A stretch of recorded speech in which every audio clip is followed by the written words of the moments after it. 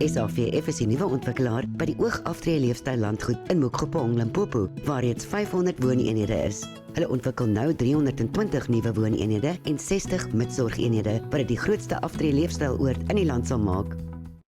Wel, ek het gereken om vanoggend te gesels ter voorbereiding van die volgende gesprek oor hierdie verskillende ideologieë, wat dit kom by ekonomiese denke en ekonomiese denkskole.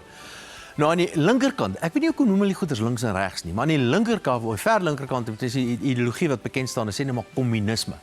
En kommunisme word deur 'n hele klompie goeders gekenmerk. Een daarvan is dat die staat besit alle produksiefaktore, die staat besit basies alles. Jy as individu in 'n ekstreme vorm jy mag nie goeders besit nie. So die staat sal vir jou huis gee, hy sê vir jou gesondheidsdienste gee, hy gaan vir jou onderwys gee, hy gaan vir jou werk gee, hy gaan vir jou alle goeders gee. Jy hoef glad nie daaroor bekommerd te wees nie, maar die staat terselfdertyd, die besit ook allerlei goeders. So die grond behoort alles in die staat, al die hulpbronne behoort die staat en krities belangrik, die staat sal besluit hoe hulpbronne in die ekonomie geallokeer word of toegeken word. So tipies het mens gevind byvoorbeeld in die destydse Sowjetunie wat probeer het om sogenaamde wetenskaplike kommunisme toe te pas, dat alle pryse was altyd dieselfde gewees, dwars deur die Sowjetunie. Ongelukkig was dit nie baie effektiewe stelsel gewees nie en alhoewel goeders baie goedkoop was, kon jy dit net nie kry nie. So dit is 'n ekstreme vorm van die een spesifieke ideologie wat bekend staan as kommunisme. Dan het hy 'n afgewaterde vorm in die vorm van sosialisme en 'n hele klompie van die ander. Aan die ander ekstreem, dit staan bekend as die regse ideologie, dit staan tipies bekend as kapitalisme.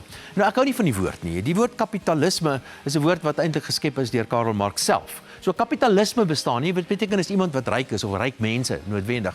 Ek verkies 'n ander woord daarvoor en is 'n vrye markstelsel. En dis 'n stelsel wat teenoorgestel is van die kommunisme en waar mense, individue, goederes besit. So 'n individu besit goederes, die staat het wel 'n rol, maar baie klein rol. En dit word deur 'n hele klompie dinge gekenmerk, soos ek gesê het, dat eienaarskap van produksiefaktore behoort aan individue en dat die allokasieproses in die ekonomie vind plaas deur individue wat besluit hoe om sekere hulpbronne aan te wend, meer van die te koop en daai te produseer en dies meer. En ook 'n baie belangrike verskil, anderster as kommunisme, in die geval van 'n vrymarkstelsel, is pryse beweeg op en af. En dit is krities belangrik, want wat gebeur in 'n vrymarkstelsel, die ekonomiese agente, dis die produsente en verbruikers en so aan, hulle kyk na pryse en dan besluit hulle, ek gaan meer van dit produseer, minder van dit koop en die, so pryse is daar die syne in die ekonomie wat jy vertel hoe meer en hoe minder van sekere goederes te produseer. Nou watter een van die, en natuurlik is daar ook afgewaterde weergawe van wat ons dan noem 'n vrymarkstelsel ook, maar dis die twee ekstreme en 'n klompie ander ideologieë tussendeur ook. Watter een van hierdie twee is die beste?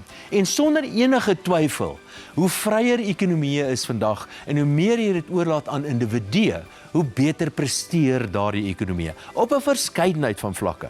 Die mense is ryker, die omgewing is skoner, die mense het beter kwalifikasies, jy het beter toegang tot die en daai en die ander. Maar een groot nadeel van 'n vrymarkstelsel tipies is dat daar baie groot verskille in inkomste.